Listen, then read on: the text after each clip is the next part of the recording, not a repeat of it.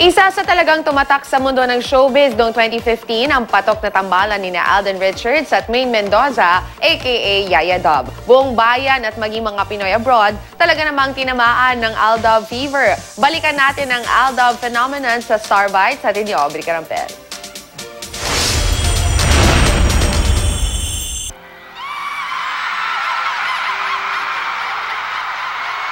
Dalawang pusong naghihintay ng kanilang forever. Alam mo, pinagdasal ko talaga tong araw na to.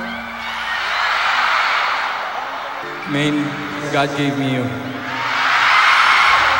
Pinagtagpo at pinagsama sa tamang panahon. Walang dudang binago ni Alden Richards at Yaya Dub o Aldub ang noontime TV habit sa Pilipinas ngayong 2015. Ang mga dabarkads mula Batanes hanggang Hulo, pati na ang team abroad, tinamaan ng Aldub fever. Nagsimula ang lahat sa split screen.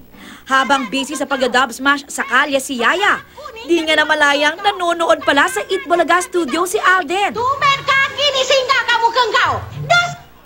Biglang napangiti si Pambansang Bay na ikinakilig ng dub smash queen. Ay, nako-conscious ka kay Alden! At doon nabuo ang phenomenal love team. Patok na patok ang kanilang pagpapakilig mula unang Wixery na naging monthsary hanggang umabot sa mahigit 100 days. At habang tumatagal, dumami ang kanilang fans na binansagan ngayong Aldub Nation. Pero tulad ng ibang samahan, ilang beses nasubok ang tatag ng Aldub. Nandyan ang istrikta pero mapagmahal na si Lola ni Dora. Natagos sa puso ang mga pangaral, lalo na sa mga kabataan. Fan sign lang, love na! Text lang, kayo na! Ano to? Sinukat niya kung hanggang saan ang determinasyon ni Alden.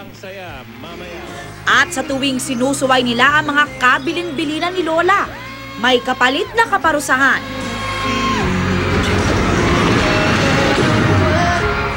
O kaya'y mahabang hadlang. Iba't ibang kalye-serye characters din ang naging pader sa kanilang pag-iibigan, tulad ng milyonaryong si Frankie Arinoli. Ang pag-ibig ay hindi... Oy! Ang apo ni Lola ni Dora na si Doris. Doris, love, Alden! Ay! I hate you! Ang lola ni Alden na si Lola Baba. Because I don't want anybody who can mess up with you. At ang Russian model na si Cindy. Beauty with the purpose, sige! Pero lahat ng yan hindi sinukuha ng Aldub. Promise. Promise. Walang Isa pang tanong! Lagi ring to the rescue sa kanila si Lola Tidora. At si Lola Tinidora. At syempre ang di matatawarang suporta ng Aldub Nation. Susi din ang Aldub Nation sa world record-breaking na 41 million tweets. Kaliwat ka ng TV at print endorsements. Dinudumog na mall shows ni Alden man o ng mismong Aldub.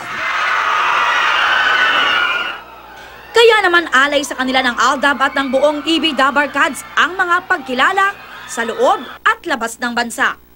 Paraan din ng pasalamat ng Itbulaga ang pagpapatayo ng Aldub Libraries mula sa lahat ng kinita ng jam-pack ng Itbulaga sa Tamang Panahon concert. Sa dami na ng kanilang mga naging first, ang tanong ngayon ng Aldabarkads, kailan kaya ang first kiss nila?